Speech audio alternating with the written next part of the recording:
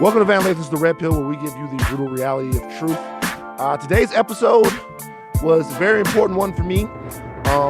We're sitting down with Jarrett Hill and Shar Jossell. Jarrett is a man that I met last year when I did a panel that he moderated over at the NABJ. He is a journalist, an activist, and a member of the LGBT community. Shar is a transgender woman who is a journalist and activist and a sort of commentator as well, who is also obviously a member of the LGBT community. I felt it was important to have this discussion with both of these people who are African American and who are out front in the battle for not only respect and rights amongst from America at large, but really, if we're being honest, trying to make their experience normalized, accepted, and embraced amongst the African American community. The point of this podcast is very simple. Just how hard is it being black and gay? Just how hard is it being black and transgender? It's an experience that we've talked about on the podcast a little bit. I often talk about my sister, who's currently mad at me. She's always mad at me. But she lives in Louisiana as a lesbian woman, and I've watched firsthand her bravery and her relentlessness in asserting herself and being fearless about who she is, who she loves, and her life. And it hasn't always been easy down there in Baton Rouge, and it hasn't always been easy, quite frankly, with the members of the black community there. So the question is there a problem with the way black people deal with the LGBT community? How much harder is it? And what do we have to do to bridge this gap? Both Jarrett and Shar are brilliant. They were able to educate me not only about their experiences growing up and coming out and coming to terms with things, but also about just how close or distant they feel to the community that they've worked so hard to champion and to be a part of. Please, I know everybody got their thoughts, man. Open your hearts, open your minds, open your eyes. Listen to Jarrett and Shar. It's going to be a great podcast. Now, I've decided to do something that I never thought that I would do. I am seriously going to give up porn. First of all, the why. There's somebody that I was talking to about coming on this podcast and talking to them via DM. Now, if you communicate with me via Twitter DM, there is at least a 15% chance that I've accidentally sent porn to you. This is a fact. What happens is I'll be on my Twitter DMs, I'll be on my Twitter throughout the day or whatever, and some porn will pop up on the timeline. I don't want to look at it then because I'm at work and I'm focusing, you know, and also because I don't want to be the guy at work looking at porn on his phone. It's like, that's the thing. So what I'll do is I'll then DM that to myself, check it out later. A lot of times with the way the app works on Twitter, if you're in a DM conversation with someone, it just takes one click for you to send it to the wrong person. This has happened to both men and women. You know, it happened to one of my homeboys. I sent him something. He was like, yo, fam. Well, you know, it's jarring. Because first of all, you don't really want people to know exactly what you like all the time. It's something that's very personal. But I was in a DM conversation with someone, a very prominent figure, who I happen to have some disagreements with, who was going to come onto this podcast. And I accidentally sent them some porn last week and had to really apologize very profusely for that mistake. And it was a mistake. And once again, I apologize to that person now, but it really was a mistake. I wasn't trying to do it. But it's very hard to convince people that you're not trying to do it when you do it. So I decided that at this point in my life, I need to focus. This is not in any way, okay, to shame or to come down on either porn performers or sex workers. A lot of you guys out there that treat porn performers and sex workers like they're something like second-class citizens, what you guys are hypocrites. Porn situation, multi-billion-dollar a year industry. We're talking $4 or $5 billion. Right now, I have a list of the top websites in the world. Number 6, number 7, and number 8 are Pornhub, Xvideos, and xnxx.com. That's ahead of Twitter. That's ahead of Instagram. That's ahead of eBay, Reddit. Xhamster is 17. That's 2 above Netflix. So y'all not watching Stranger Things. Y'all doing Stranger Things. So I'm not coming down on porn stars or porn performers when I'm saying I'm stepping away from the porn life. Okay, now, before I do this, though, I'll be very remiss not to give all of the porn performers and all of the people who have made my porn journey up to this point so sublime their props, which is what I'm about to do right now. We're about to do the Red Pill Podcast, Van Lathan Lifetime Porn Achievement Awards. To me, the greatest porn star of all time, Obsession. I don't know where Obsession is right now. I don't know what she's doing, but she was the best. Shout out to Janet Jackme, Diana DeVoe, Sabara, Maya Lovely, Melrose Fox, some of my Latinas, okay? Shout out to Isis Taylor, fantastic. Alexis Breeze, amazing. Mia Martinez, Liv Revamped. In the Asian category, this is the greatest Asian porn stars of all time to me. Asia Carrera, Nautica Thorne, Jessica Bangkok. Love them, love those ladies, okay? In the white girl category, here's the thing about the white girl category. It's tough because there are some white girls that should be in the white girl category that you find out don't work with brothers, then you can't really watch their porn. You got to be disciplined when you're talking about saving the people. So in the white girl category, Jada Stevens, greatest white porn star of all time. Rachel Starr, Abella Danger. Shout out to Abella. That's my homegirl. The fellas, I know y'all get treated poorly. They treat y'all like props. They act like y'all just a stick with some muscles. But I'm going to give the fellas, some of the fellas over the years, some props, all right? Wesley Pipes, you talk too much during the scenes. Everybody knows what you do. But Wesley Pipes was the man for a very, very long time. A guest of the Red Pill Podcast, we had him here. My homeboy, Nat Turner, who was disrespectful enough to name himself after an important black man in history, but he said it's Nat Turner, not Nat Turner. J-Mac from the Bang Bros whole situation, Reality Kings down there in Miami. Shout out to J-Mac doing his thing. And how could I forget the legendary Jake Steed. Greatest amateur porn site of all time, girlyflix.com. I think that's still active right now, but it's not the same way that it used to be. Digital Desires I also love. Greatest porn movie of all time, Merc. Wow. Merc is a fantastic film, okay? Everybody is in Merc, all right? You got Nats in Merc, you got Million Blue, you got all kinds of different people that are in Merc, and it's a good movie, too. It's a good movie. Greatest porn site ever. I got to give it to my homeboys at the network, bangbros.com. Now to the directors. Is Lexington Steele, Jackie St. James, representing for the ladies, Diana DeVoe, great director, and also Kevin Moore over at Evil Angel. I did not want to leave the porn life without giving the people their roses. The roses might be a little bit sticky, but I want you to have your roses. And also, once again, it was good while it lasted. You guys, a quick moment of silence. Van Lathan's Porn Life, 1993 to 2019.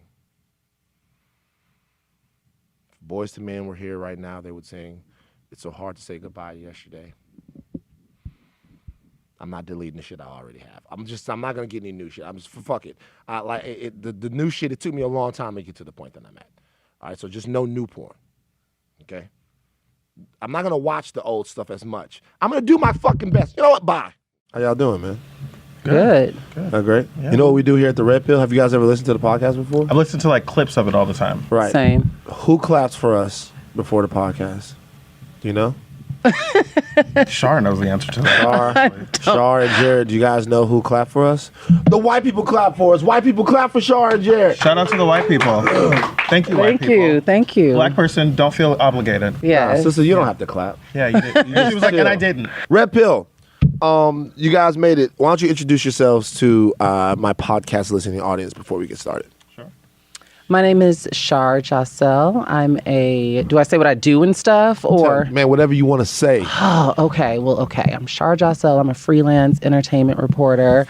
And yeah, I think that's all I want to say. Okay. I'm Jarrett Hill. I'm a journalist and writer, and I do radio and television and write online with various different outlets. Yeah. So, yeah. Now, me and Jarrett met Jarrett.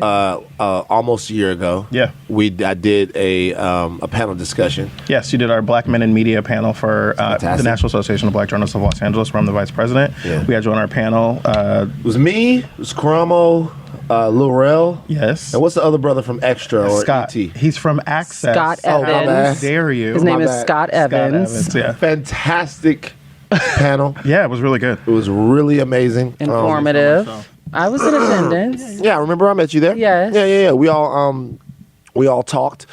Now, Jarrett and I had been talking in the wake. It was initially in the wake of the Jussie Smollett situation, not just Jussie Smollett's whole ordeal, which has now played itself out into soap opera levels of insanity and absurdity, but about, I think I called you about what I felt like the reaction to the Jussie Smollett case was speaking to me, was saying to me. Right. And it was saying to me that the issues surrounding, and I'm not putting anybody in boxes here.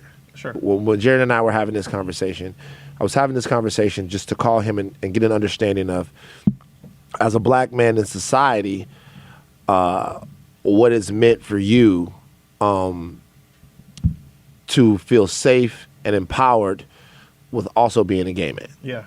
And You're outing me on the Red Pill podcast right sorry.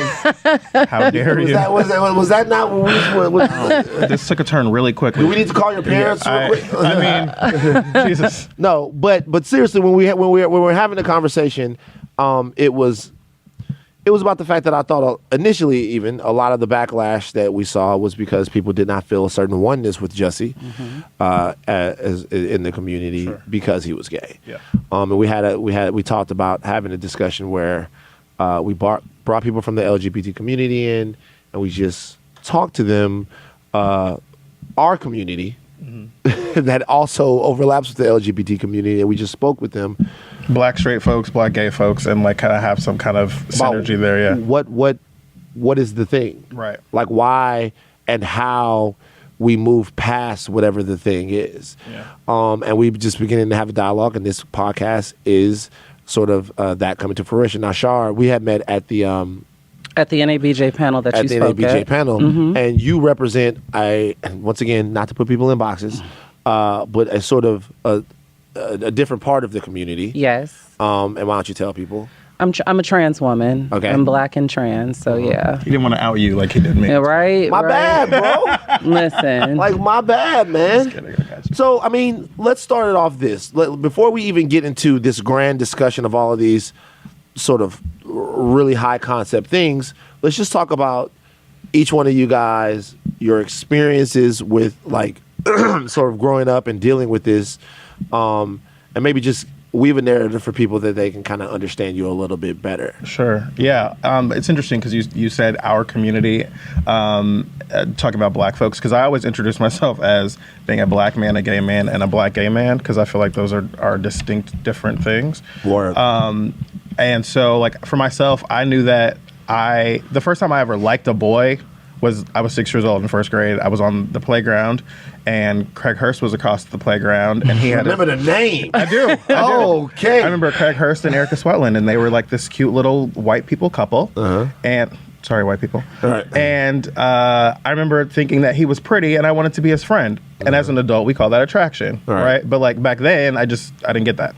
And then I didn't know how to put language to that until I was like a teenager. I saw Greg Louganis on the Oprah show talking about being HIV positive and being gay, and like knowing how much backlash he had gotten. And I was like, oh, that's what this is. That's what I am. I remember like watching talk shows and seeing like gay and bisexual people and feeling like something was interesting about them, but not being able to make the connection. And then seeing regular gayness, I was like, oh, that's what that is. But even then, I still didn't feel like I could say that out loud. I felt like, I know that there's something different about this, and I don't know nobody else saying this shit. Right. So I'm not going to say it. And then I didn't come out until I was 19. So like I never dated throughout high school, through elementary, middle school, or high school. And so my experience didn't start until I was in college as an out gay person.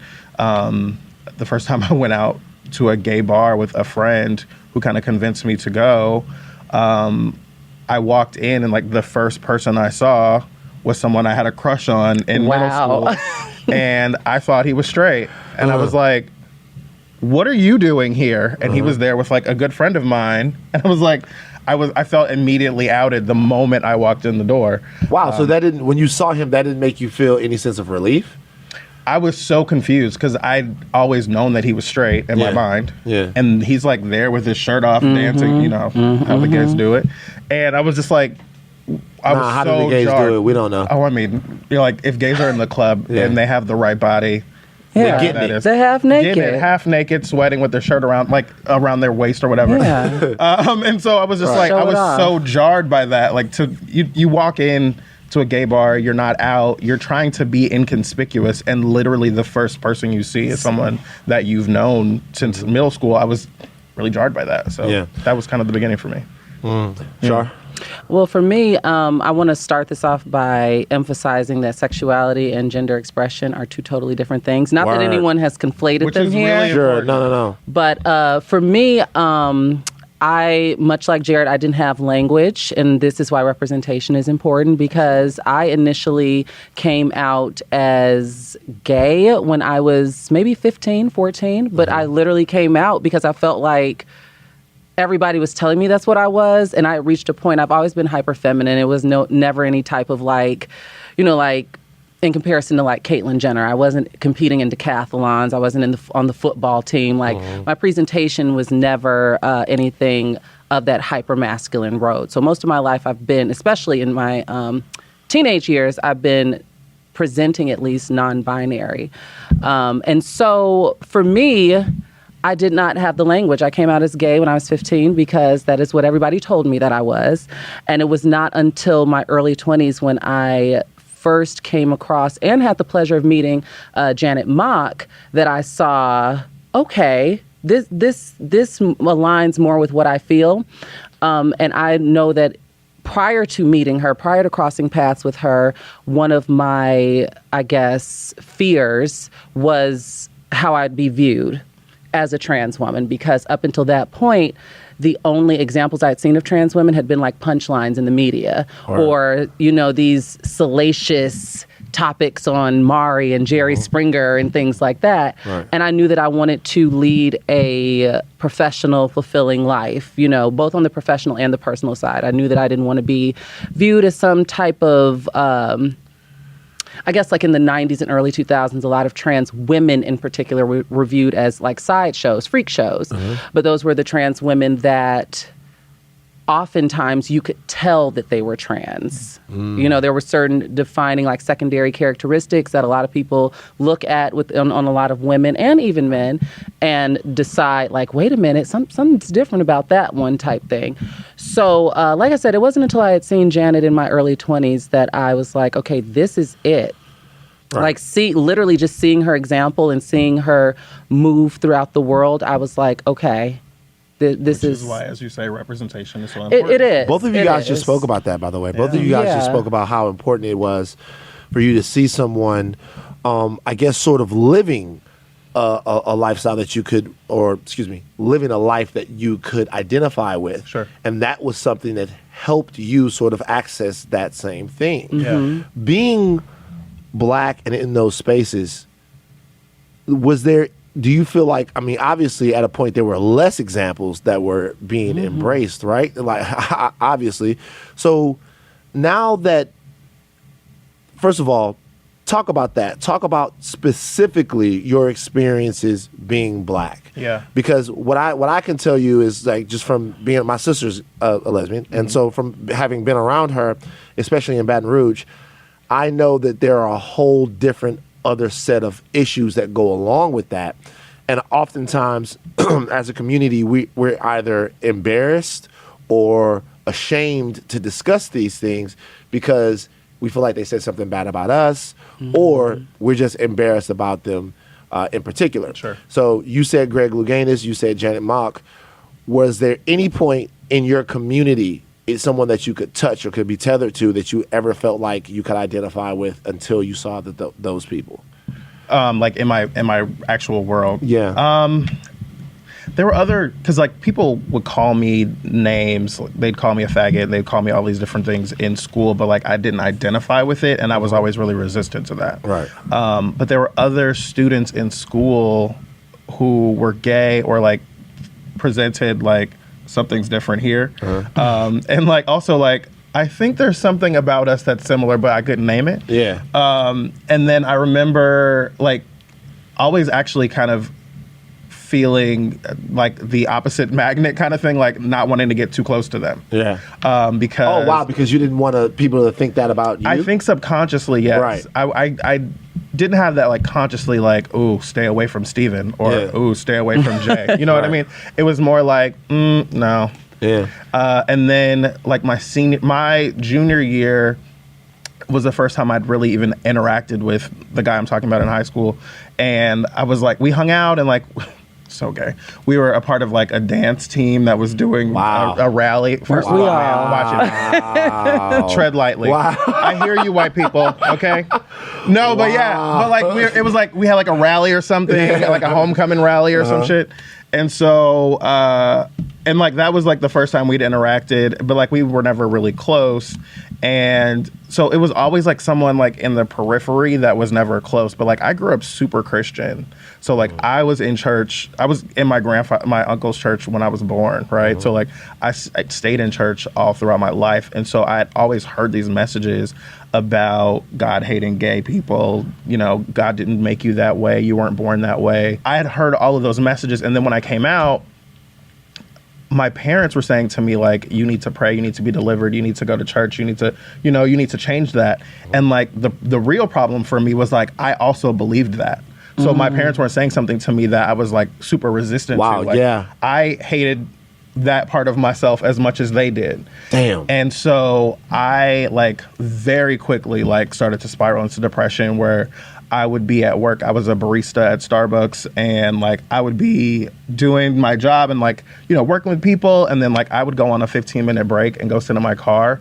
And within seconds, I would just be like so sad and so like down and low. And I remember one day very specifically like sitting in my car on break and like it's raining outside and having been out and trying to figure out like, God, what do you want me to do? And just praying like, I have prayed for years for you to take this away and for me to be able to change this and for it not to be true.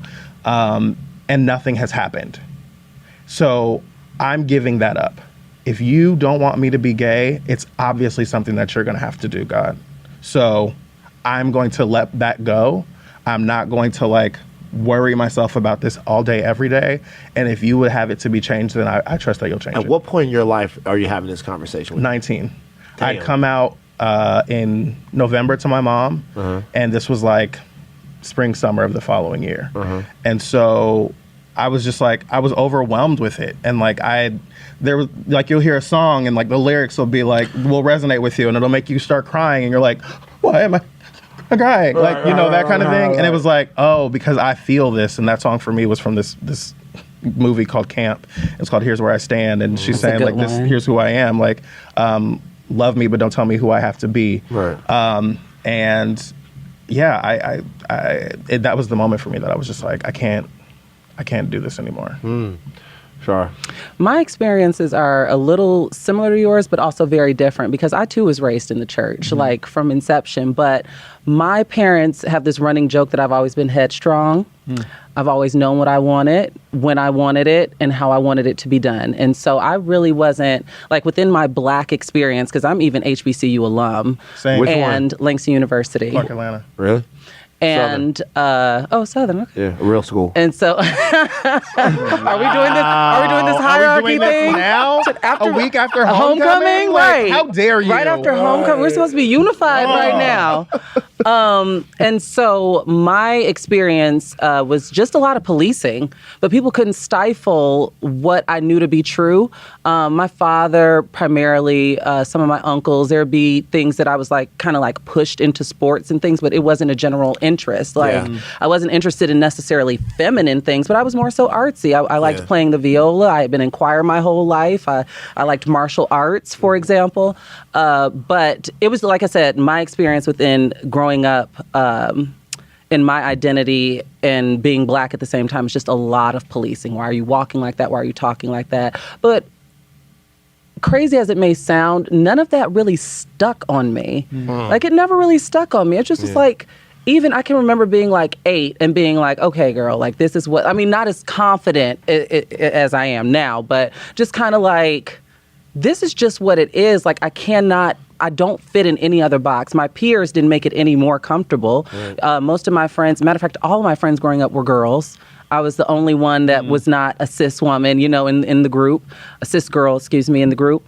And so for me, like that first bit of representation as to like, I want to be that, it was actually this woman who sang in the choir, the adult choir at my church, who I really just gravitated to. She was in her early 20s at the time. I think I was maybe 12 or 13. And at the time, I remember masking it like a crush, right? Like I was telling my parents, like, I have a crush. But I really wanted to be her. She was vivacious and just vibrant and popular and pretty but I find that a lot of my like school experience and adolescence, when I did say, like when I was in 3rd, 4th grade saying that I had crushes on girls, it was that I either wanted to be like their friends or I wanted to be them. I wanted boys passing me notes. Not that that's the basis of my existence, but when you're that young. When I was that's what I equated with girlhood, so to speak.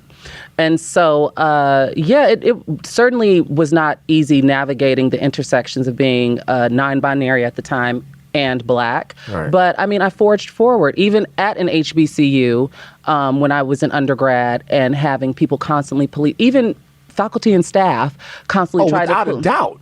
Yeah, try to police me and try to stifle everything. And it just was, I think I was also just very confident because my parents, even with my dad trying to silence my voice at the time, I don't think they realized how much they had instilled in me as far as like life lessons and confidence. Right. And so they're giving you tools that are directly empowering you. Yes. That they don't want you to use against to them. be something that they might not want you to be. Yes. To be yourself, even and they don't want, but they've given you the tools to be strong enough to do that. Yes, and it was in different areas I was being affirmed.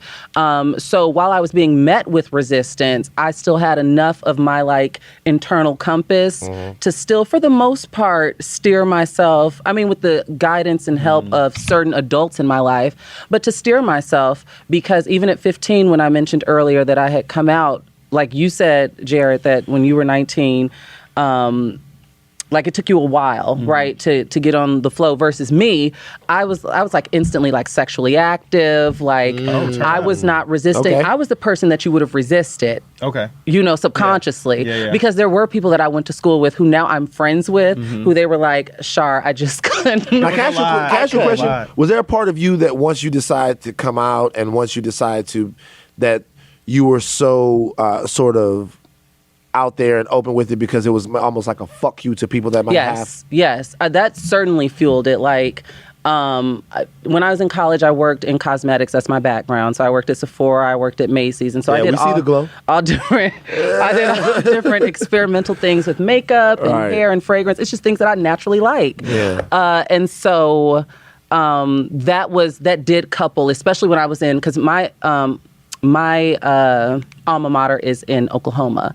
So it was a lot of stifling coming from all different directions. And so a lot of my appearance was rooted in the big middle finger of it. I'm going to ask a very basic question here. Just a very basic question. So we all have accessing your sexuality, accessing sort of what you like sexually, who you are, your identity. It's such a natural thing, like when you think about it. It's such a natural thing, right?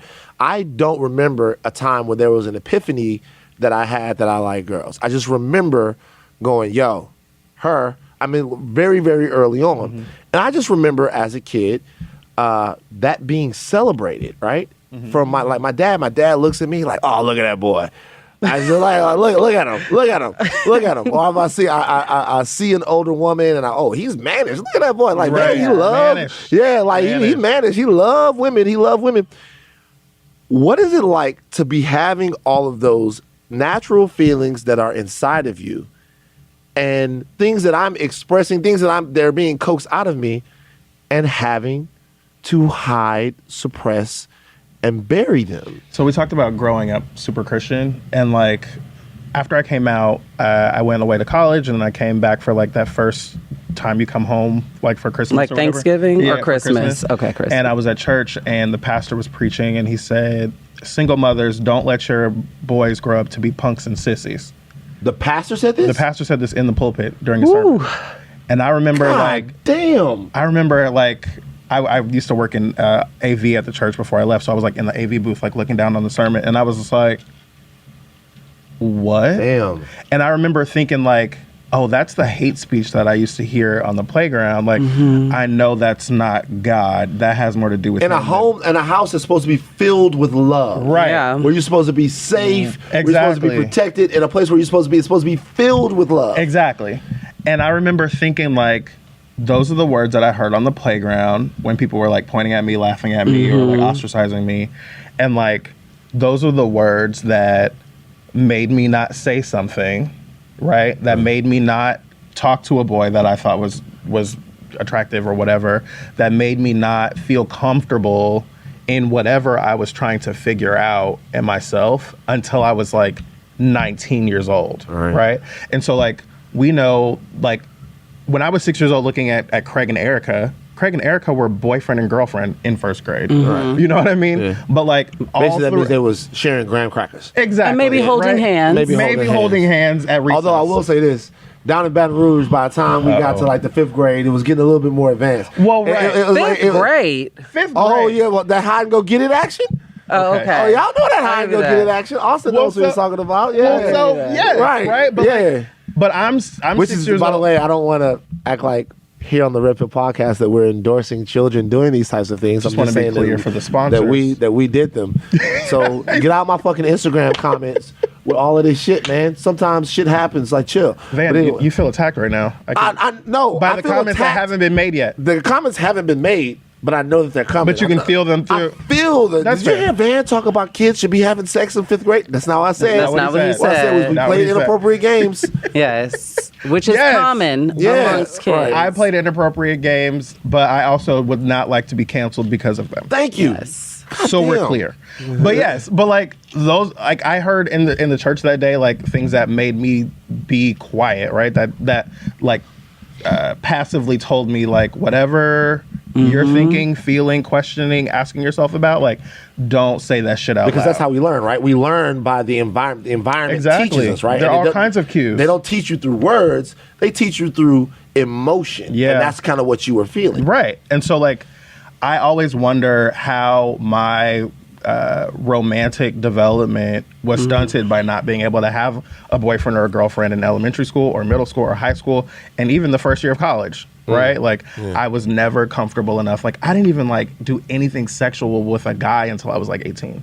Wow. And so it was like, oh, first of all, how dare you? I'm not judging. But no, but like I just a thought crossed my mind. Well, yeah, but like I was like, there were a couple of instances where I was like, oh yeah, I'll have a crush on this girl, like you were saying, and it was like, and one of them was my best friend, and I had this thing in my mind where it was like, well, if she's my best friend and she's a girl, I guess that means we're supposed to be together, right? Yeah. And so I was like trying to like pursue that with her, and she was like, Boy, if you don't.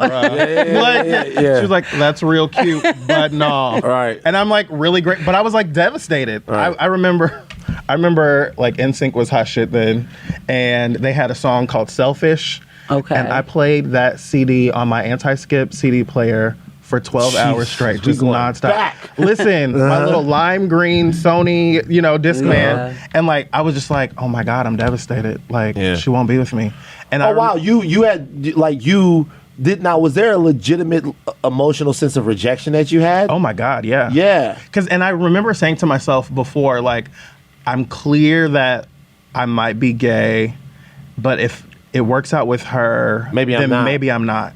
And I said to myself, like, do you understand how crazy? Yes. We put enough pressure on these little relationships already to have your entire identity on if she says yes. Absolutely. That's, wow. And I said to myself, like, if she says no, maybe I have to go and just be gay.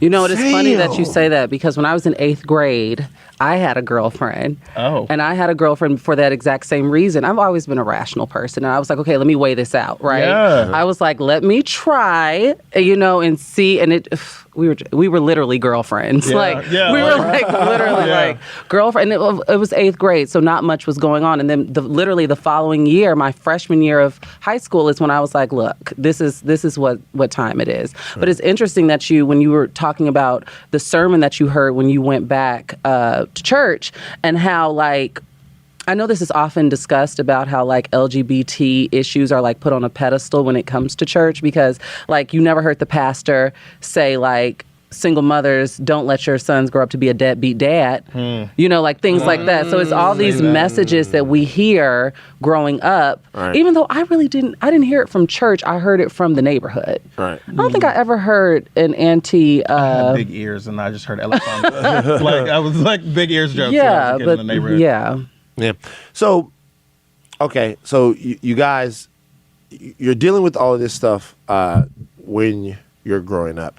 Then you get you finally get to a point to where, when would you guys say that, like, when you talk about the fact that things were awkward or things were stressed, when did it become completely okay with you to be you?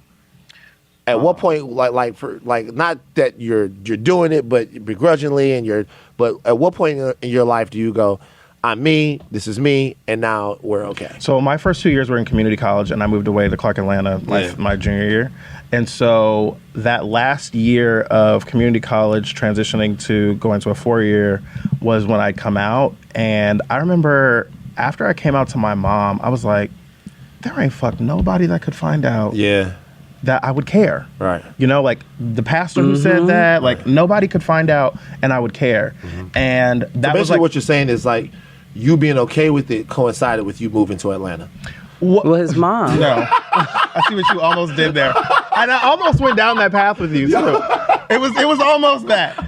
But, like, it was coming out to my mom and then moving to Atlanta. But, like, it wasn't necessarily about Atlanta so much as, like, a black gay haven. But, like, it was also, like, being in college, being away, like, living semi on my own with roommates. Yeah. And just figuring it out. Yeah, and, like, having the autonomy to start making other decisions. And, like, that first year, I wasn't, like, really comfortable in my skin, but I was, like, figuring it out. And then I moved off campus and moved into, like, a house with, like, 3 other roommates, and, like, they were all gay. And, like, it was like the switch was turned on. Like, oh my God. Like, we can, like, be ourselves here. We're people. We're human beings. Right. Yeah. And it was, like, mind blowing to me, because I felt like my gayness, like, if it were on a dimmer switch, it was like wham, like that next year. Yeah. And I really, like, was able to just, like, be myself and feel comfortable and, like, live out loud, as they will say. And that was when I first started, like, really dating and, like, having sex and, like, being able to go out in the social scene and, like, really feeling comfortable. Because, after I came out, like I said, it was like, I don't know anybody that could find out that it would matter to me anymore. Once you started dating a lot, like, you wild out a little bit. Okay, man. You went and got it, didn't you? Slow down. Yeah, okay? You did. Like, we want to hear it. Listen, okay, it was a dark and stormy night. And, no, but yes, but it was the first time that I met someone and he was like my boyfriend, right? And like I remember getting my college refund, and it was his birthday, and I was like, "Oh, we're going to the Sundial Lobster. restaurant." No, it was Sundial, What the which fuck is is on the the top Sundial? of the Westin Hotel in Atlanta. It's like a okay. rotating restaurant. It was the first time I'd ever bought dinner that cost more than $100. Oh, so you fancy, I thought I was fancy. hot shit. Yeah. You know With what the I'm saying? refund check, of With course. my refund, Yeah. I was like, "This is more money than I've ever seen in my Yeah. life." Yeah. Like Yeah. $100 for dinner, I got it. I You used, know to what buy, I I mean? used to buy video games with my shit. Yeah, no, that wasn't Yeah, my I story. was- man. I bought was nerdy. shoes. Yeah, no, I was trying to impress my gay boyfriend. Right. Like that was like I bought a laptop and dinner. Right. Like Yeah. I was excited. So yeah.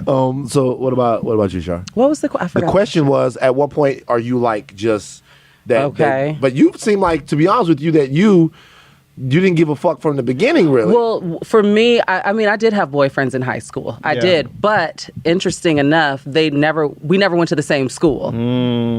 But I did have see. boyfriends in high school, and as far as like assimilation, I had a decent group of girlfriends in high school that. It was almost like a fairy tale. Like we would go out on group dates. Like we would all go to the movies, like them and their boyfriend, then me and my boyfriend.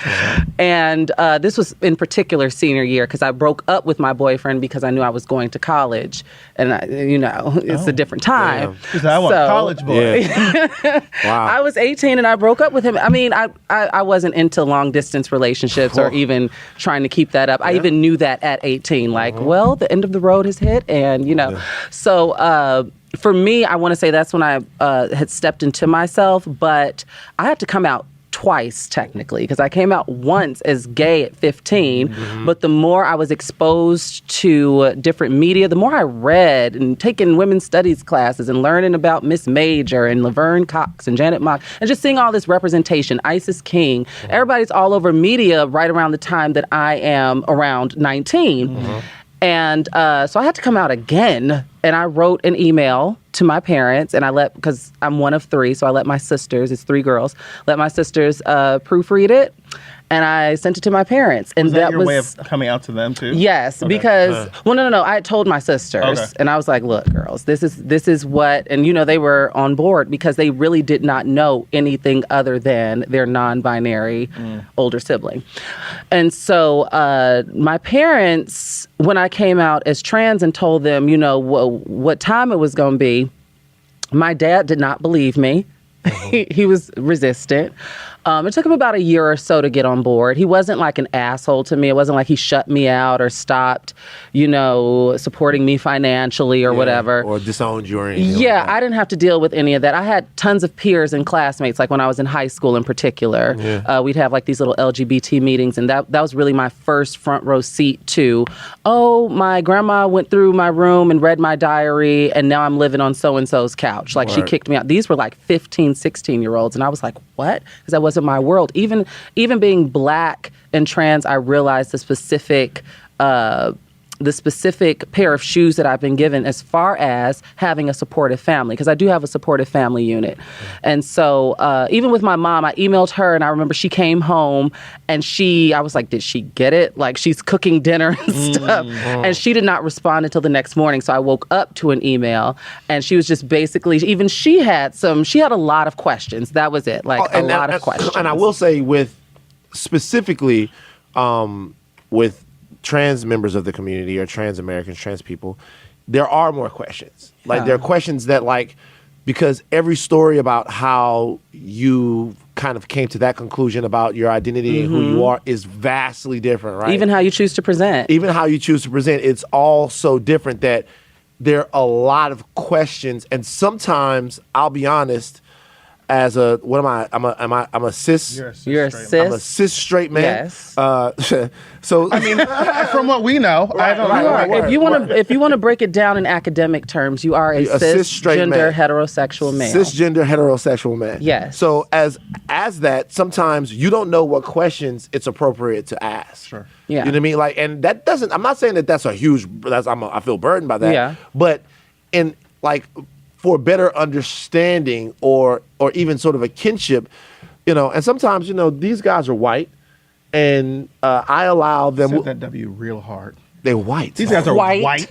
White. That, I just love that, Hey, yeah. white is an aggressive word. To It me. is, it They is. white. I get that. Like hey, y'all cool, but guess what y'all are? Y'all white. Right. You just said it real And so hard. you know, sometimes we talk and they have questions about Yeah. different things that I might be passionate about, and we discuss them.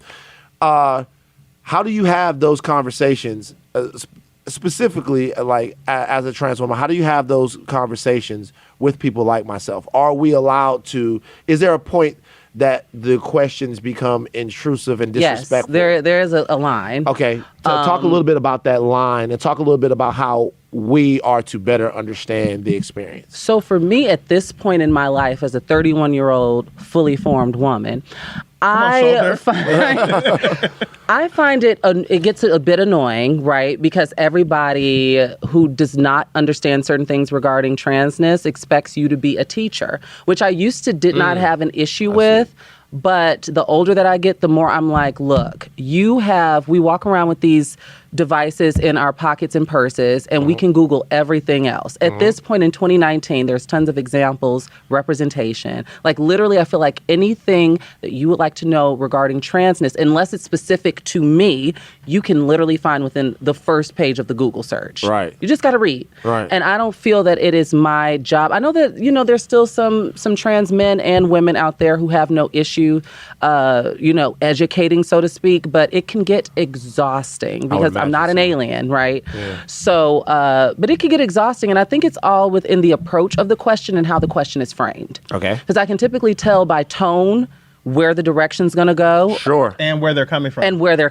Yeah. Thank you, Jarrett. And where they're coming from. So that's the only time it gets exhausting to me because it's like there's so much more. I always tell people, for me in particular, it's so much more to the Shar pie than my transness. Like my transness is not the end all be all of my experience. I'm a sister. I'm a broadcaster. Like there's so much more to me than that, and I just hate being defined by it in certain spaces. Right, That's what I'll say. Yeah. We were having a conversation in the lobby before we came in here about how last week I heard someone reference themselves as trans non-binary, and I heard that and I was like confused. And we have a mutual friend who is gender non-conforming, and I was like, okay, I'm really confused about what this means. And I think oftentimes people hear LGBTQ or LGBT and think like, all of us have the same experience, right? And it's like, no, like I still have questions that I want to make sure that I'm saying the right thing. I always joke like being a liberal is a lot of work, but like, am I saying the right thing? Did I say this the right way? Am I understanding this? And like trying to understand like the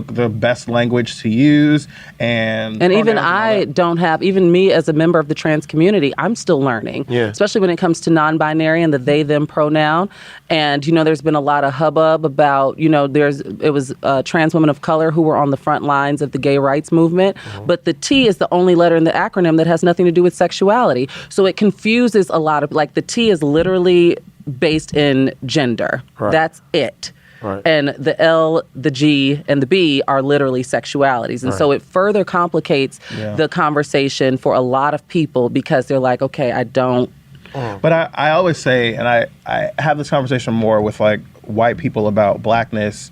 There are plenty of people are going to fall on two sides of the spectrum.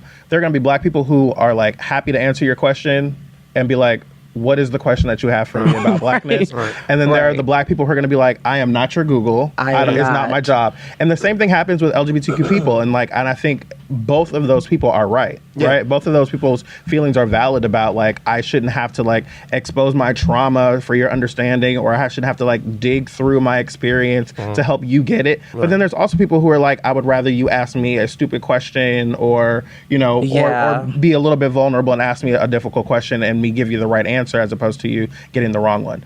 I'm more of a like ask me the stupid question person. Right. I know Shar is saying like I don't always want to be asked it depends on the relationship I have with the person. So two things. Number one, I'm okay with any dialogue with anyone who I trust. Yeah.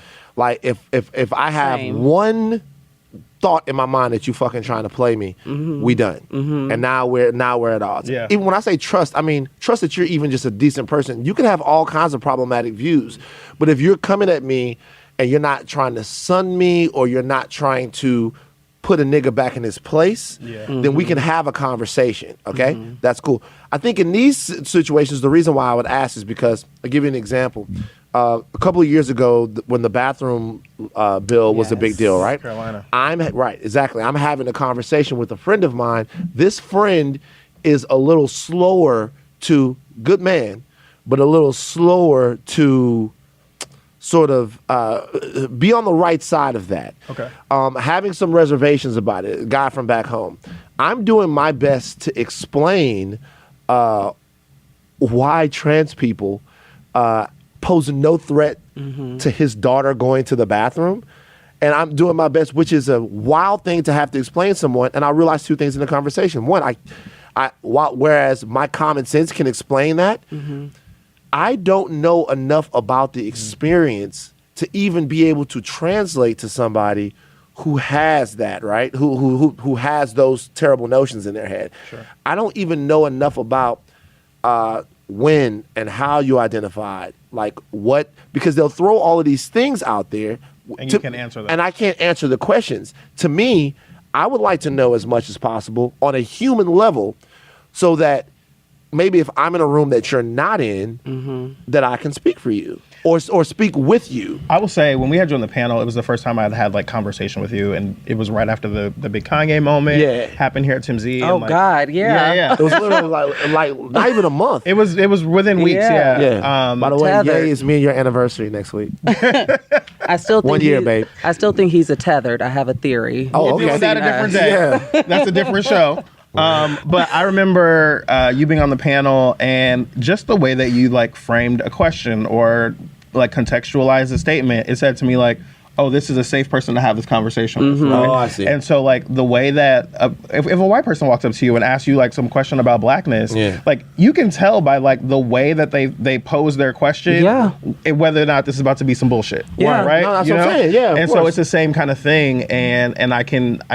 kind of get the feeling of like, hey, I'm really having a hard time trying to understand, as opposed to, why do y'all do this? Right. You know what I mean? Right. So it's Yeah. like, it's that kind of thing. And I remember being in college, I was in a communications class, and this white girl came up to me afterward and was asking me about why we have Essence magazine. Isn't that racist? And I was like, okay. Yeah. And I was like, okay, this is an opportunity. So I said to her, I was like, are you a sports fan? And she was like, yeah.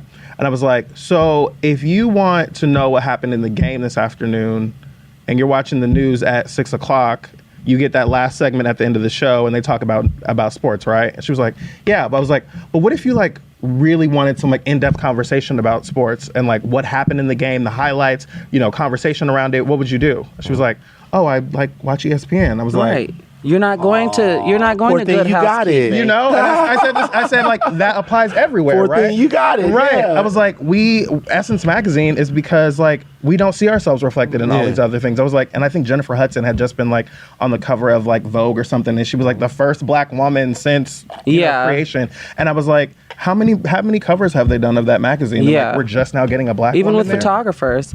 I did Yeah. want Oh, that's a whole to. I did other want to thing. circle back to what you said about the bathroom bill, because I feel like a lot of that is rooted in a lot of the rhetoric surrounding that was rooted in conflating the LGBT people with pedophilia, like how you said your friend was concerned about his daughter. Yeah. Like he was concerned. And here's the problem with this. This is the problem with this. And this is the problem that I really struggle with. I've known this person for years. Yeah. I would trust this motherfucker with my life. Uh-huh. Do you understand that like if like do you get that like if everything crumbled and I needed somebody to feed me, this will be the He's guy the that would feed me. person. Right. This was the guy.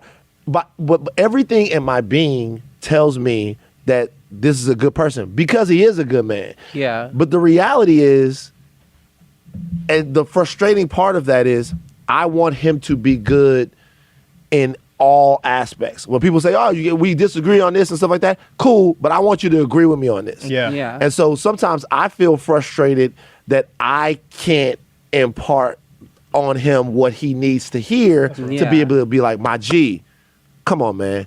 And so to your point, that's why that conversation It's dangerous. the conversation was so desperate to me because I didn't have enough in my head to make him see. I also I personally have never had any issues in the restroom ever.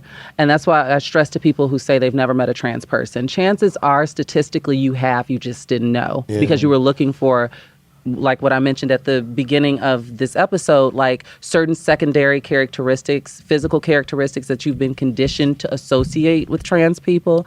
And I also feel like there's been this erasure in the media of trans men, right? Trans men exist. So everybody's talking about, with their pitchforks. Wow, what a great point. Discussing the bathroom and little girls. And I'm not trying to point fingers and things, but it's like, trans men use the men's restroom too. Yeah. But it's just this automatic demonization and targeting of trans women in particular, and I don't know why. And like I said, that's not a call to demonize trans men. That's not what I'm saying. I'm saying that there's just been an overall erasure of them from the conversation, from the larger conversation, positive conversation on top of that when it pertains to transness. I think that's rooted in patriarchy because in the workplace, like straight men are much more comfortable with a lesbian than they are with a gay man. Okay. Yeah. Right? And so like they look at the gay man as being effeminate or less than a man, but they see like some masculinity in like a lesbian and like, oh well, she watches the game, or oh, she likes women too, or she be hooping. Exactly. Exactly. Right. I mean, maybe she do. Yeah. Right. Not, sometimes they hoop. Well, even how women are given the freedom to even how women are like given the freedom to experiment with their sexuality. And men aren't. Yeah, absolutely. So yeah, it's all conflated. But I just wanted to definitely touch on that because I personally get so tired of this narrative that LGBT and pedophilia are holding hands, skipping, down the street. I mean, and to be quite honest, I think a lot of times people, the most dangerous part of it is, one of the most dangerous parts is that pedophilia in and of itself is. Humanity has agreed that it's one of the worst, most abhorrent crimes that anyone can commit, right? If you take a child who hasn't accessed their adult self yet, doesn't have the mental or physical ability to consent, to make informed decisions about sex, their bodies can't even really handle sex, right? And then you rob them of that process of growing into that. It's just something that they can never get back. It scars people. When you take that crime, which is the worst of the worst, and you attach it to consenting, responsible adults who are living their lives. Yes. I was having a conversation earlier today, right? And I mentioned that parallel had been made, sort of indirectly on the podcast. And my homie who I was talking to goes, "That's total bullshit. That's dumb bullshit." He's like, he says, crudely, he goes, if I walk in and I see two guys having sex, I go, oh shit, all right, y'all handle that. He's like, if I, you know what I'm saying? He goes, if I walk in and I see a guy having sex with a kid, pulling him off. I'm pulling him off. Well, what he said was, if I had something on me, I'll blow his brains out, right? So think about that, right? And so I was having that conversation in terms of when we talk about things that we can disagree with and move on from. There are some things that we just can't stomach, right? And I'll be better about this, and hopefully everyone will be better about this too, because if our reaction to pedophiles and pedophilia is that strong and it's that visceral and there's that much charge because we love children that much, anything that connects LGBT lifestyle to that, we just can't at all tolerate those ideas. So, Nigel Shelby, 15-year-old, very heartbreaking. 15-year-old young man, young brother, beautiful person.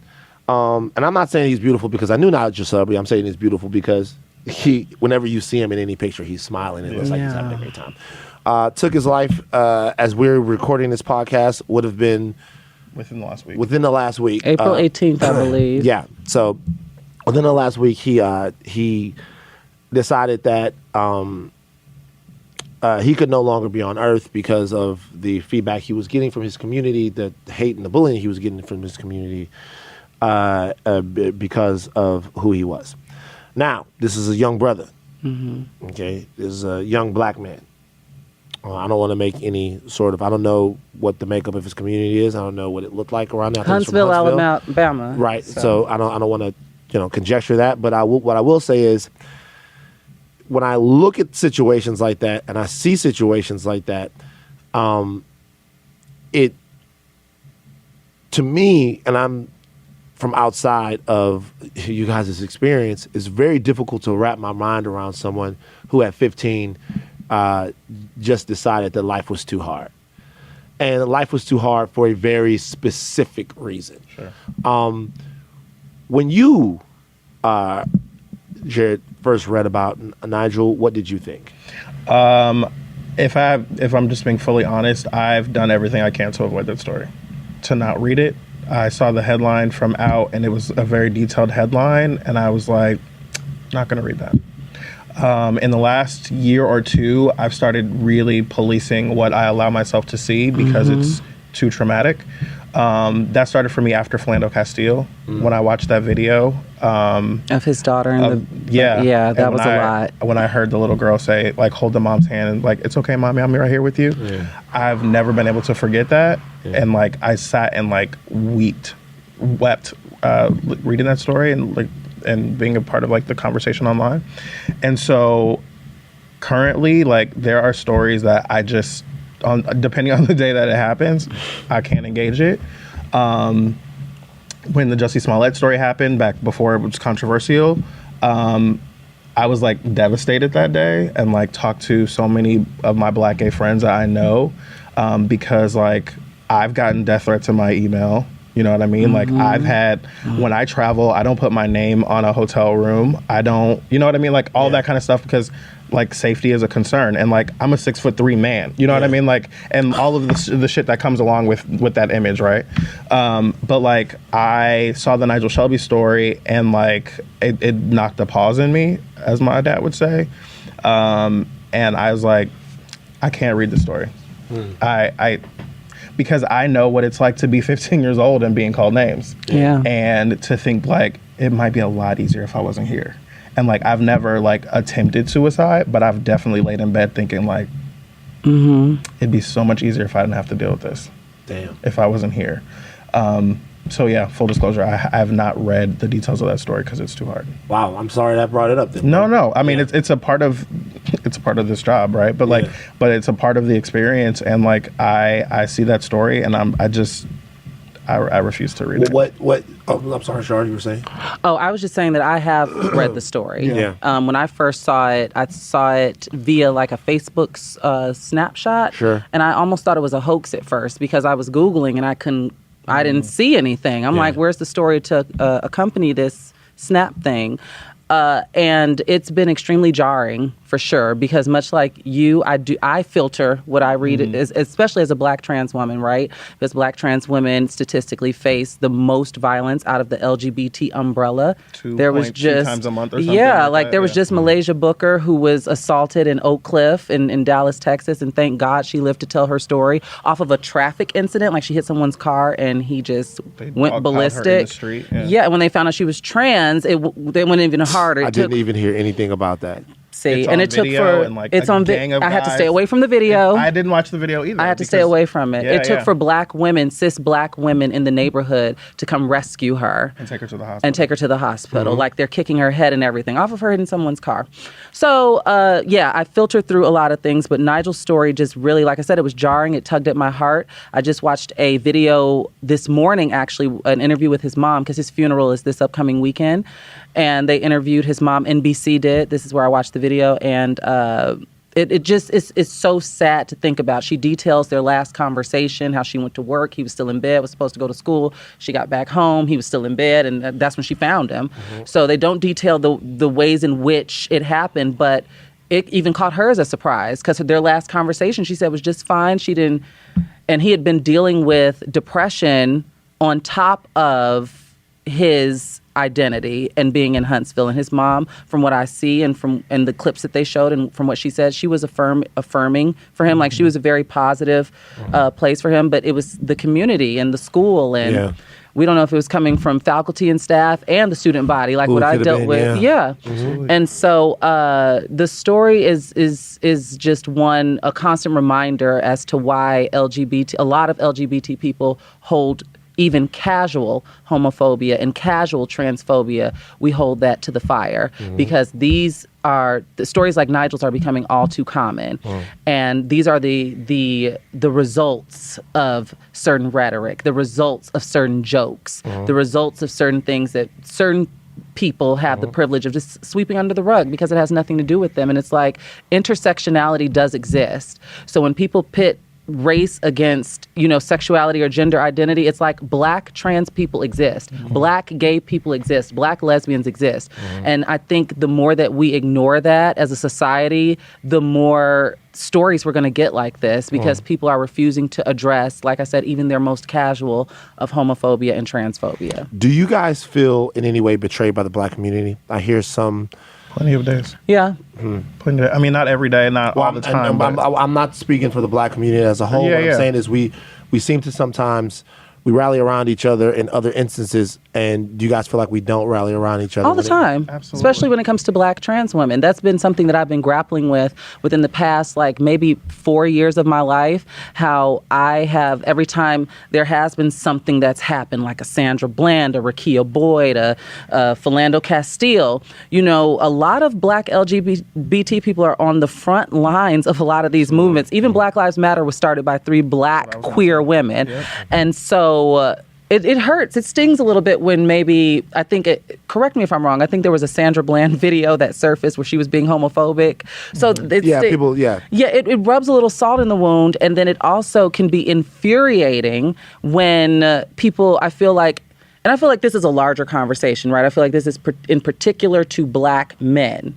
Because we as a society don't even pay attention to Black women who are unjustly murdered in whatever facet, whether it may be a drive-by or police brutality. No one cares about Black women. It's all the focus is on Black men when things happen to Black men. And it's even a lower notch on the totem pole when it's Black LGBT people. And like I said, there's 20-something odd Black trans women who become hashtags every year and no one talks about it. So, yeah, it does feel like it can be a little, I do feel salty sometimes. I'm not going to even lie. I feel it the most in those touch point moments where, like, Kevin Hart stories, the Kevin Hart story happened, or the Jussie Smollett story happened, and you see the division on social media, right? Immediately, yeah. Because, like, I remember when Kevin Hart happened, I remember thinking, like, bruh, if you already apologized, like, but he didn't. Well, there's that, right? But if you believe you already apologized, like, why are you doubling down so hard? Why can't you just say you're sorry? Like, you know what I mean? And then, like, you'll see so many, like, Black straight men and women come to the defense of stuff like that, and you're like, but, like, you even think we're your best friends, and you think we're your homies, and, like, all that kind of stuff. But, like, when it comes time to defend Black people, gay people, or LGBT people in general, like, you don't see that same defense. But, like, Black LGBTQ people have always been the people leading the charge for advocating for Black people, for civil rights and all those kinds of things. But like, it's not returned. But even I'm sorry. Go ahead. I was just going to say, piggyback and just say, even off of the heels of the Jussie Smollett thing, like when the news first broke, they were spewing homophobic and racist slurs at him. But even like, I specifically remember Steve Harvey made a post only addressing the racism. Right. Only like totally ignoring the other side of it. And it's like, these intersections exist. Like my dad and I didn't speak for a month because we've had like a up and down relationship or whatever, like all kids and their parents do. But when the Jussie Smollett story happened, I heard from so many people that day, like, hey, how are you doing? And a lot of them were like Black gay people, but even like straight folks had reached out like, hey, I know this was a really difficult day. And I think I'd posted like, I have to check out for the rest of the day. And I remember thinking like, oh, it's interesting, the people I didn't hear from. And then when the story came out that he was being charged with all these crimes, then it was interesting to me, the people that you all of those people hit you up. Right? They all hit you up. And it was like, whoa, isn't this crazy? And I was like, interesting on the day when this is like really, really dark. It's like a gotcha. Really ugly. Right. Yeah. And it felt, and like me and my dad had this long conversation about it because I was like, so I hear from you today, but I didn't hear from you on the day when it was like really, really hard. Wow. And we had a really difficult conversation about that. And he was like, I didn't think about how that might affect you, or, and it was a great conversation for us to have. But like, we had like a really, really ugly text message exchange when he was like, "Did you see the Jussie story today?" And I was like, "Nigga, really?" Yeah. You know what I mean? After this. Right. Yeah. And so, yeah, I mean, the Black community and the LGBTQ community, they are definitely not always coming together the way that I wish that they could. So, interesting about the Kevin Hart thing. When Kevin Hart put that video up saying that he refused to apologize, if you go look on that video, you'll see a comment from me going, "I really respect you." And I'll tell you why. Like, at that moment, I had it in my head that this is the way I looked at things, and it was something and it's still up, because I don't, if I make a comment that I feel like isn't right, or if I put a post up that I feel like, I never go back and delete it. I get that. It stays. The mistake is there. You don't wash it away. You gotta learn from it. Because right? someone screenshotted it and they'll come back. Right. Don't matter. Right. Exactly. Like, Don't matter. "Oh man, you have some shit to say about Right. it." And let me tell you why I put that up. And not necessarily that I'm saying that it was a mistake, but I'll tell you what my mindset was, and then we can kind of talk this out. What I had thought was that, okay, so where I come from, my experience was a little bit different. Having a sister that was a lesbian, I feel like was a cheat code for me a little bit. And the reason why was, I'll be honest with you. I get that. I'll tell you why is because I was around gay guys and lesbian sisters from a very early age. So we was in there playing Mario Kart. It just wasn't that big of a deal. And like it even when she didn't know that she was gay, I knew. Mm-hmm. It's like you wore Tim's 4 days in a row now. Yeah. No, I mean, it's a joke. She hates that joke, by the way. The third day was like. The third day was like, yeah. Then you were like, it's solidified. Yeah, Right, but and so for me, growing up, it wasn't. I obviously made all the same horrible fucking jokes and did all the same. I participated in all of the fuckery, but I never really. Even that was me performing a little bit. I never really meant it, you know. Not that it matters. So, but what I will say is that being a younger man and sort of seeing how people evolve and seeing how there are a lot of people who I know who've actually gotten it, who've actually the culture is so putrid, or it's so not even putrid. It's so aggressive and really toxic towards you guys that after a while you see people. Their minds expands and they actually do change. And even if they don't change and become allies or advocates, they change and they become people who legitimately don't have hate in their heart for somebody else's lifestyle. Go ahead. So my point what I was saying is that when looking at Kev and knowing that Kev had made those comments a long time ago, and knowing that the only reason why they were revisiting this with him was because he was getting ready to host the Academy Awards, the first thing that my mind went to wasn't to y'all, it was to me.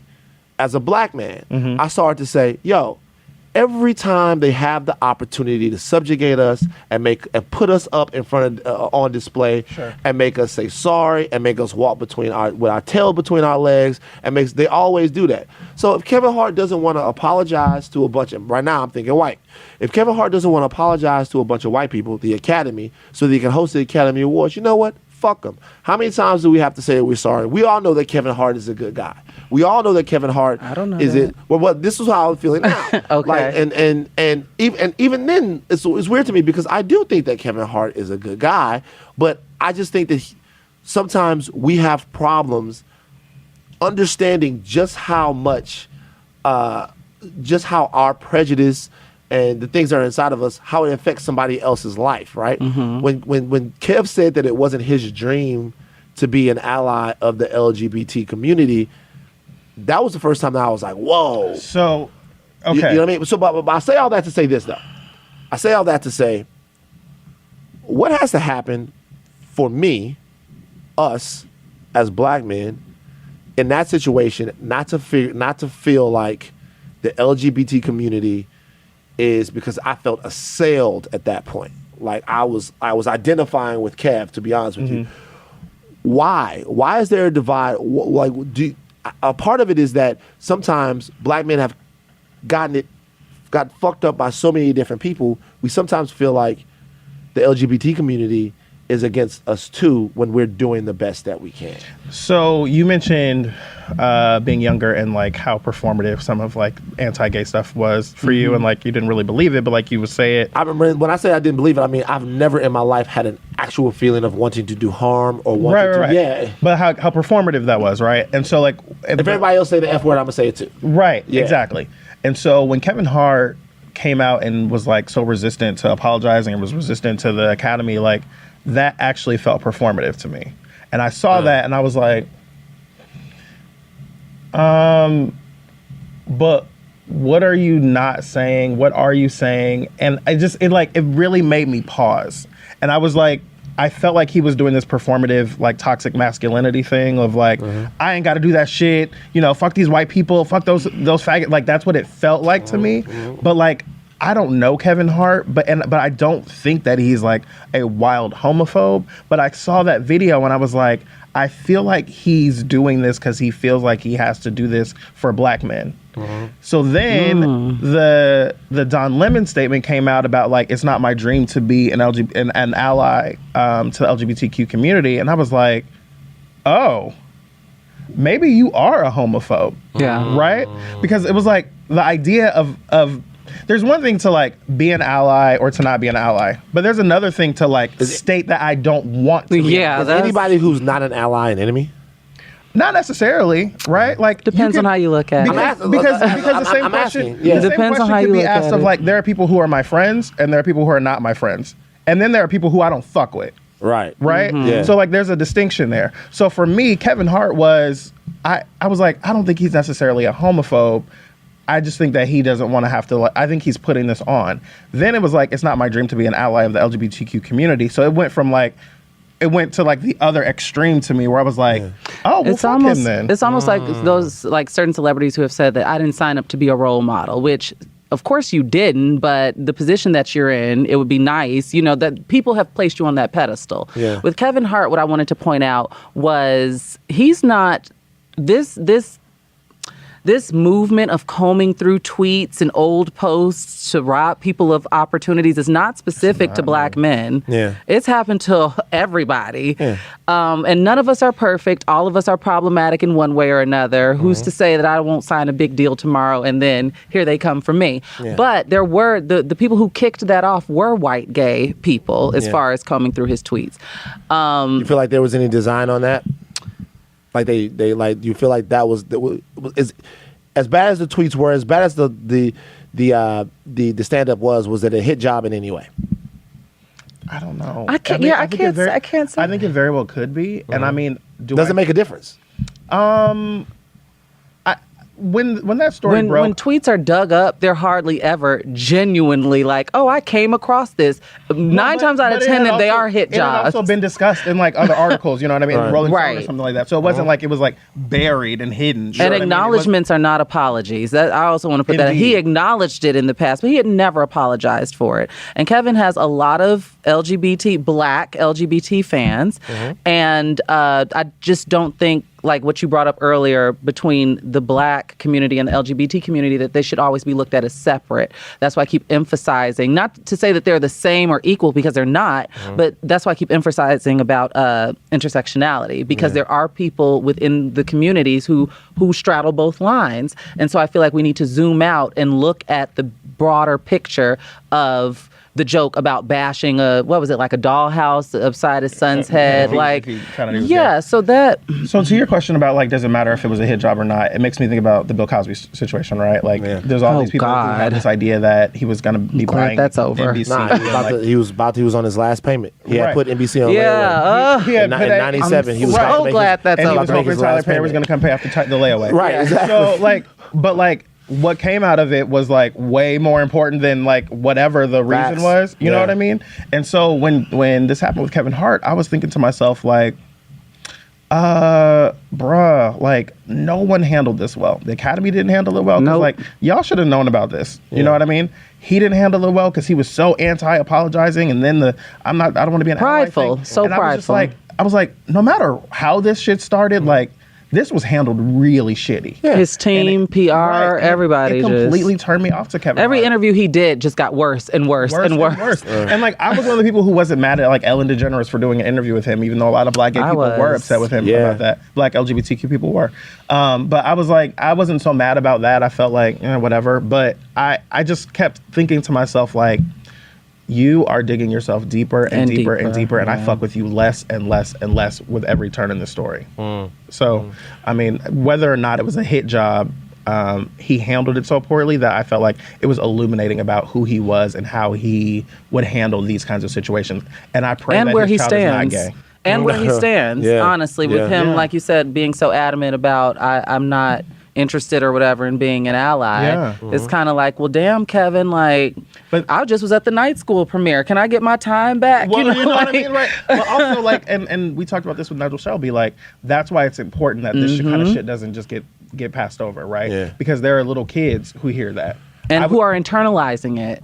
I was a kid hearing negative shit that made me think like, oh, it'd be so much easier if I weren't here. I wrote a piece in Huffington Post a long time ago called "A Child Is Listening" that was based on this Lifetime movie called Prayers for Bobby. This kid who was super Christian and he was gay and like he jumped off an overpass into traffic to kill himself. True story. It's a true story, and like it's a really great movie. But there's a scene in the movie where the mom has to go and speak before like the city council or something, and she's saying to city leaders and clergy people and all of these different people, like, every time you're spitting out this rhetoric, there's a child listening to you. There's a child that hears that and thinks something, believes something about themselves, and it changes who that person is. And like a Nigel Shelby or the other litany of other children who commit suicide, because we know that like LGBT teens are at the highest risk of suicide in America.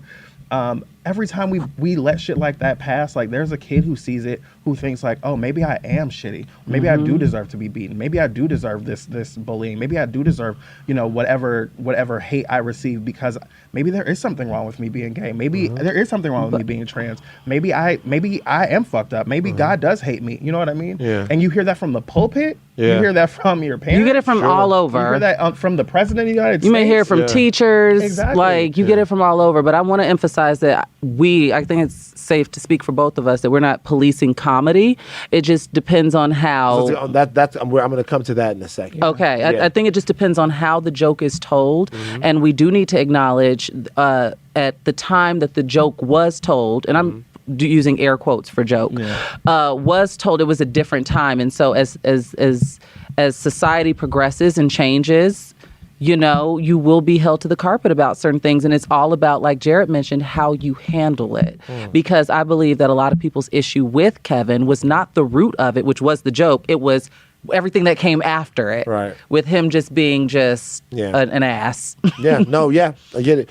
Are you guys mad at me if I still like Kevin Hart? No. That's your business. Just making sure, man. His Netflix special came out and I was like... Did you watch it? I did. So you watched it? I did watch his Netflix special. I fucking traitor. For one, I was not. Listen. Fucking traitor. For one, I was not home. I was at a friend's house, and he. It wasn't a stream on your account. No. He watched. It's only one account, and we all share that. Bitch, I told him to watch Amy Schumer's because that was my first time watching her. I'd never seen her stand up, and I was like, wow, she's funny. Like, it was funny to me. And then he put on Kevin Hart's, and I was not. I wanted to check my projections and my bias, but I did not find it that funny. Listen. It's like, is he losing his touch? I was actually curious to see like if he was going to address like all of that controversy. Yeah. I mean, he addressed his infidelity. Well, there's that. But like I think cancel culture is so stupid. Like, I mean, how often do we like actually cancel somebody? So like, no, I'm not like that mad if someone still likes Kevin Hart. I just think that he made some shitty choices. And I don't know if I can trust him. Yeah, I don't know if I'd want to be in the same room with. I don't know how when he found out I was trans, how that may play over, because I don't know him, and based on how he acted, later. I don't want to make the stand-up, the Showtime special 2 years from now. Right. So, you made it specifically. Two things I'm gonna ask you guys about very specifically. One, you said something about jokes and comedy and things like that, and one of the things that we've been discussing, and when I say we, I mean an internet sort of social culture. Sure. Over the last couple of years is, I remember in a Breakfast Club interview, Charlamagne asked Chris Rock, he said, what's the one group of people that's completely off limits. You can't make fun of them. You can't joke on them. And he said trans people. Okay, so trans people, you can't joke on them. Don't mess with the trans people. Don't joke on them. Do you guys feel like at this point that there's any part of the LGBT community that is too sensitive? That like a part of this is we all laugh at each other. Like black people, when we're around each other, we don't do anything but tell black jokes. Like we tell black jokes. We talk about how late we are. We talk about all of these things like that. And we don't let white people make those jokes.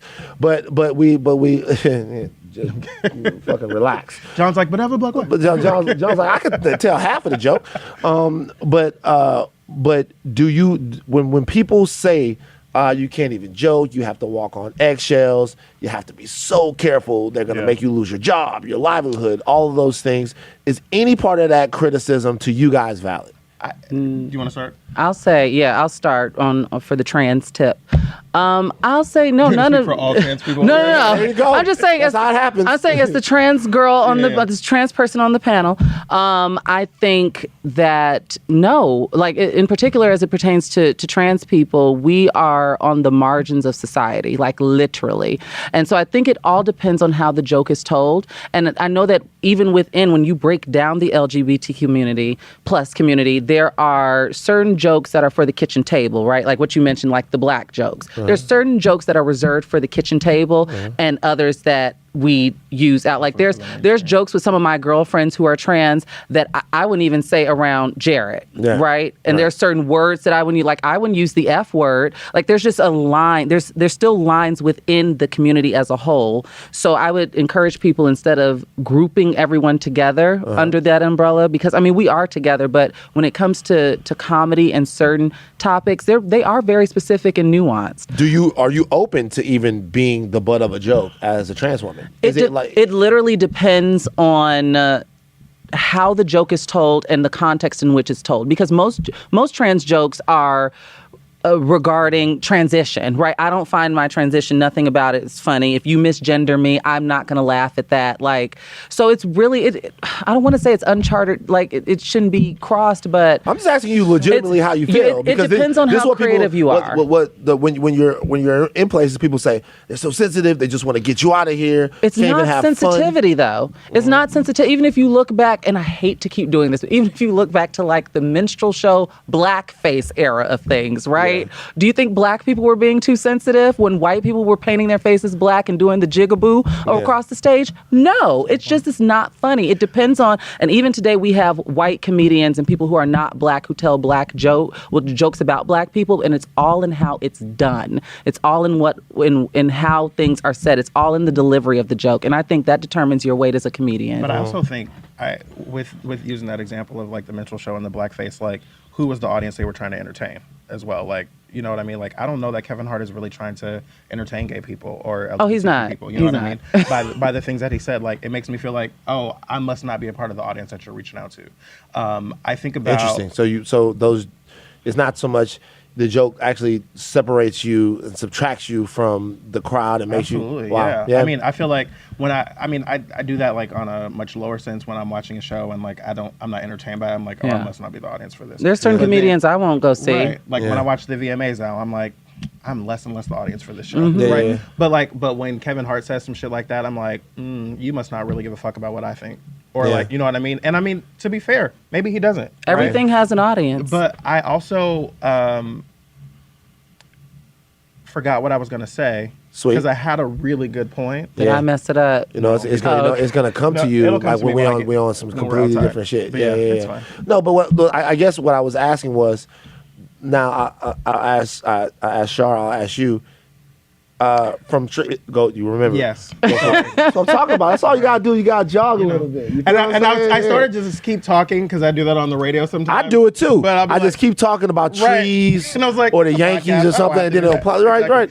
I was Eddie Murphy. All of his like old stuff popped Delirious up on Netflix lately, and with the F word within the first 2 minutes of Delirious. Jesus fucking Christ! Right. He drops faggot like damn, like one after another, and I was like, 5 minutes in, I was like, I can't even watch this anymore. Yeah. Like I had to turn it off, and like, but there's also like the context of like that was not acceptable, but it was more acceptable. Oh, back yeah. then, right? I would And argue so- that it was completely acceptable. Yeah. I mean, for a lot of people. Yeah, right? at that time in the 70s, they were saying the N-word on TV on Saturday Night Live. Yes. You know what I mean? And so like and I was trying to watch it because I was like, I know this is like classic comedy and all this Right. shit. And he is a funny man. He is a funny man, and there are people who question other things about him. But like, but I was just like, I didn't say that.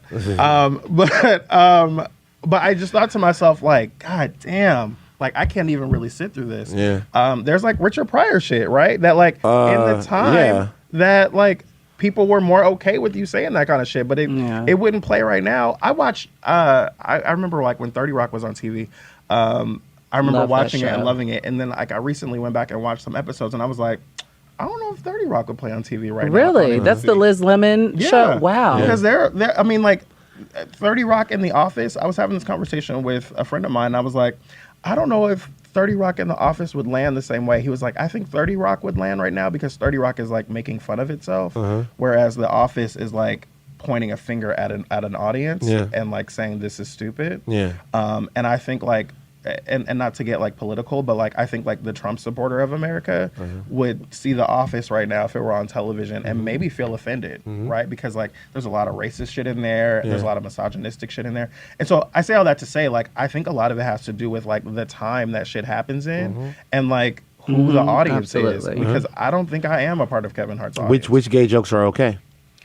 I mean, I think there are gay jokes where it's not like making fun of someone for being gay. Right, like I'm a big Chris Rock fan. Can you think of Do you one like that's the Bernie Mac, the milk and cookies from the Kings of Comedy? Bernie Mac, that never offended me. Okay. Right? But like I'm a big Chris Rock fan, and Kill the Messenger, which I loved, he talks about the word faggot and how it's not about being gay, it's about like what you're doing. Right? And he was like, for instance, I'm a Gwen Stefani fan, and like if I'm sitting at the light and I'm don't speak, and like he's doing this whole thing, and like the light turns green, and I'm like la la la la la, and like it's like a really funny thing. And he was like, if you said move faggot, well, he's like, I was being a faggot in that moment, and I was like, no? that wouldn't play if this were Amy Schumer talking about the word nigga. Ooh. You know what I mean? Like Yeah. that wouldn't rock if it was some other context. Even- and like black folks always like will push back on like the LGBT part of it, but it's like, yeah, but like if Maddie walked in here and told that joke about niggas, He you'd has. be like, oh, well, Yeah, duly noted. Maddie tell he does that kind of thing all the time. But like, Right. but people would be pissed about it, right? Sure. And so like, I'm a person who doesn't say like white people can't say the N word. I'm like, you can say the N word, but there's consequences to that shit. Yeah, we had that happen on this podcast. We had a comedian. Really? Well, we had a comedian on this. What's the guy's name? Josh Denny. We had a comedian on this podcast that, I mean, to be honest with you, and here's another real thing. He was a cool enough guy. You know, talked before, cool enough guy. After we kind of ended things cool, but he wanted me to know just how important it was for him to say nigga in one specific joke. So we sitting here doing the podcast. He said it, and I'm not gonna lie. The first time he said it, I let it slide. I let it slide because it's uncomfortable in this moment. I let it slide, and then he said it, and then because we all been there. Then he said it again, and I had to be like, yo. we get it. The fuck is wrong with you? Like, Yeah. like, what do you think? What do you think this is? There's that. That's because that you moment gave him when- the pass the first time, Well, so he was well, comfortable well, enough no, to I keep mean, throwing out nigga. No, like it was for me. It was a failing of mine not to have done it the first time. But the second time, well, actually, no. He said it, and then I asked him not to say it. Yeah, he said it. I asked him not to say it, and then he said it again. And then at this point, I'm pissed. I'm crumpling the paper, going, "Yo, I asked you not to say that, and now you're crossing the line with me. You're kind of making me feel that way." And I guess the corollary is that because what I hear from comedian friends is things are never really going to be equal until the comedy is equal, until we can all laugh at each other equally. And so I guess what I'm asking is there any way to do that that's safe for you guys? What I will say is that I do think that comedians' jobs, that it's always been comedians' jobs to be like the anti, right? Like they're pushing the culture forward. But one example that I was thinking of while you were speaking is I was a fan of the Sarah Silverman Project when it was on until the blackface episode. And I remember there being a lot of hoopla. She was in clear blackface, and then looked in the mirror and said she looked like the beautiful Queen Latifah. I'll never forget the line. Like, literally, she said this in Sarah Silverman Project. My nigga, I never saw this. And people were, yes. You know, like, it might be on the Hulu and stuff now, but Right. she certainly did. And I remember feeling uncomfortable in that moment, but it was before, the think piece and the Twitter and all of that. And so I do think, all in all, going back to my initial point, I do think that jokes can be told about any and everything, but the way in which you tell them determine your weight as a comedian. Like, everything can be said, it's just how you say it. Like, you have to be clever. Always matters. Clever context. You can't be lazy with your comedy. Otherwise, you're going to feel the wrath. I mean, you're going to feel it either way, but I feel like the lazier and the more uncreative you are with your quote unquote jokes, especially as it pertains to certain disenfranchised and marginalized communities in society, you're going to get the short end of the stick. I'm going to say one statement to you guys. I want you guys to just react to this. I just felt like a thing rises a little bit. What happened? Like, I'm like, where the fuck is that going? Oh, I'm just saying because it's something that I see all the time and something that people say all the time. It's a very simple statement. The statement is, you black first. And what that says is that your plight as as a gay man, as a trans woman, is secondary and will always be secondary to your plight as being a black person on this planet. I feel like I often, almost always hear straight people say that. Right. Well, I'm asking. Absolutely. That's I hear that all the time. I see it in the comments. I see people say it. When you hear that, what do you think? I think like a straight person must have said that. The same way, like when I hear something like that, I immediately know like you're not taking into consideration what it's like to be me. And intersectional, which I keep bringing up. Absolutely. Right. Like I think it completely misses the intersection, if you will, to take that analogy. Like it ignores the intersection, and I think it says like you're black first. Right? Like Not you, Van, but like but you, like the person that said it. No, I get exactly. it. Yeah. It's like you're black first, right? Like all of this shit shows up together. You know what I mean? And like I'm black and I'm gay and I'm black and gay, but like one doesn't like supersede the other.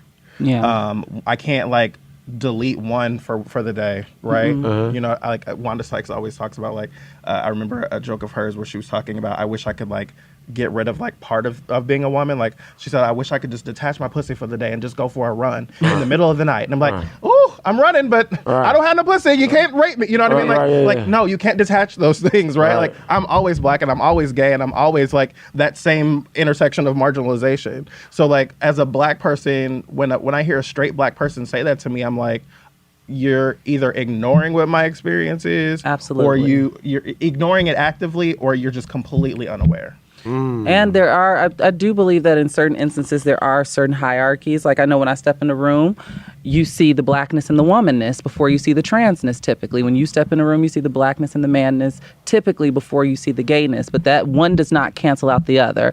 And one does not necessarily, like you just said, it's a level playing field. It's like it's almost like you're all or nothing.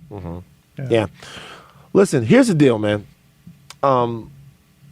This is one of those, and not to drift into the world of hyperbole, this is one of those great big problems. And when I say great big problems, I mean great big problems. I mean, it's not one of those things to where, like, all of these problems are big, but some of them are smaller than we think. Like, as far as what I believe that Black Americans should do in this country in order to empower themselves, there's some very easily attained goals if we just make up our mind, right? This one is different, though. This is different because this has to do with, these are fundamental questions of how people understand themselves, how people understand each other, and of learned empathy, and of the actual cutting off of natural empathy, right? Because of what people are telling you you shouldn't empathize with, or you shouldn't tolerate, or you shouldn't be around, or is bad for society. Like, there are people that think that there is a gay agenda in order to keep Black population down. You know, like you know what I mean? I have to laugh. I'm sorry. And so, get it. What in the simplest, stupidest question that I could possibly have asked, I'll ask, and in. I came in hoping, I was like, I wanted to say to you, like, I hope you ask the stupid questions that we see on social media all the time. I know that you don't necessarily always hold like the ideas that we see, but like that's why I'm here. So like, feel free. So like the stupidest question, the dumb question is a very simple question. It's a question that's almost unanswerable. What do you guys want from the black community? Forget about the community at large, because I personally believe that black people have to uplift and support black people, right? We talk about how black women are treated in this society.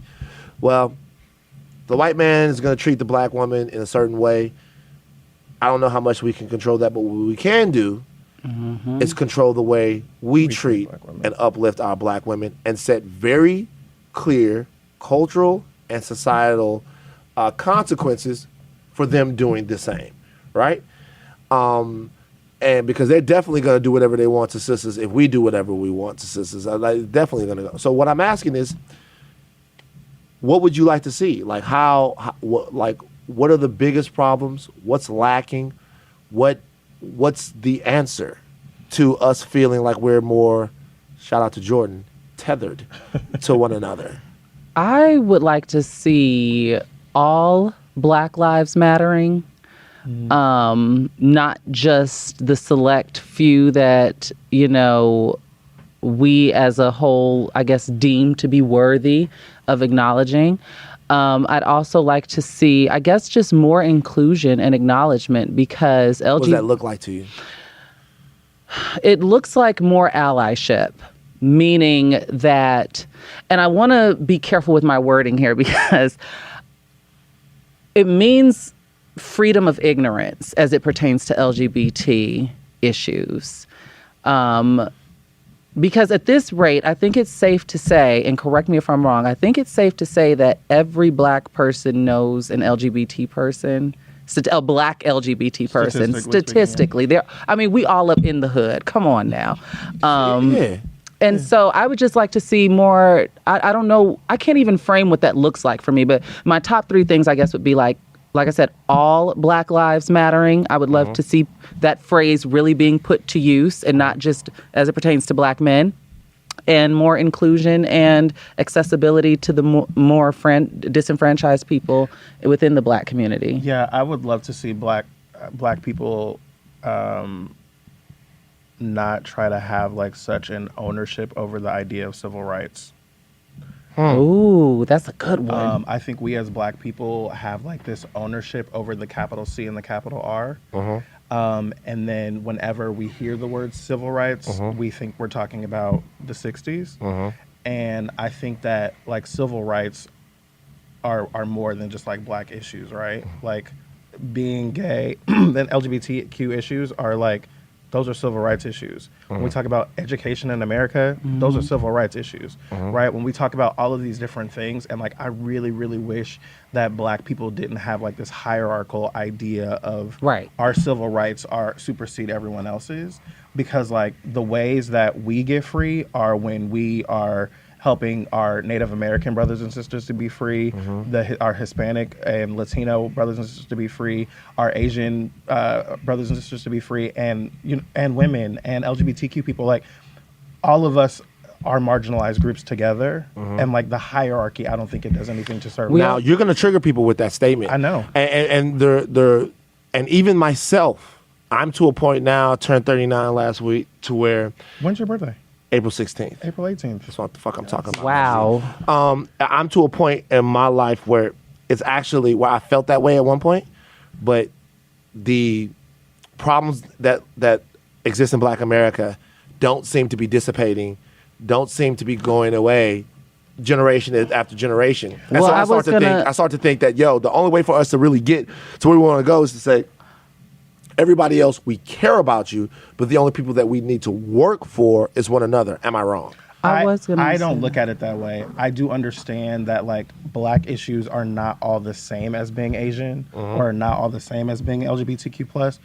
But I do think that when we try and marginalize other marginalized groups for the sake of like lifting ourselves up, by putting down other groups, I don't think we're serving anybody. I don't think we're serving black people. I don't think we're serving the group that we marginalize. I have to agree with Van on this, only because I agree with you in the aspect of like the oppressed love doing the oppressing. But when I noticed, as far as you saying like reaching across the aisle, I'm all for that. But we need to first address the rampant anti-blackness that's also in those communities. Like I'd love to, show up, and I do, but I'd love to show up more, I should say, for other marginalized community like Asian people and things. But there is still there's still this dark cloud of just overall anti-blackness. It feels like everybody hate black people. I am completely there with you. What I'm saying is like we have to be able to walk and chew gum at the same time. Yeah, I agree. Kind of the same way that we look at like Democrats in the House, right? They're like,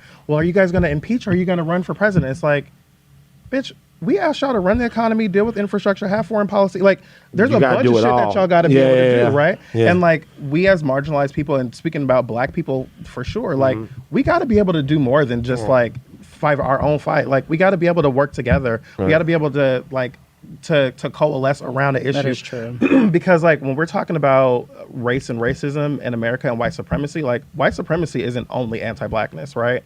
Like we see that with immigration. It's structural, right? It's systemic. Right. So it's like we've got to be able to like, yes, we have to be able to fight anti-blackness and say no to white supremacy and fight all of those things where we see it. But like we can't, if we can only do one thing at a time, I think we're not really helping anybody. And acknowledge our heroes. Like there's tons of black people who have fought on behalf of the greater good of progressing black people who do identify as LGBT. And I feel like that erasure of their identity is a huge disservice. Yeah. The erasure when you talk about like the James Baldwins of the world and and it does a huge disservice because literally we're all one. Yeah. Like you can't be citing and I've seen homophobic people on Twitter literally quoting James Baldwin every day. And it's like, do you not know that what you're doing right now? Or Langston Hughes. Like, that erasure is a huge disservice. Yeah. We're here. So, last question, real quick. Last question is a quick one. Are the refreshments good at the LGBT meetings where y'all try to figure out how to take down black men?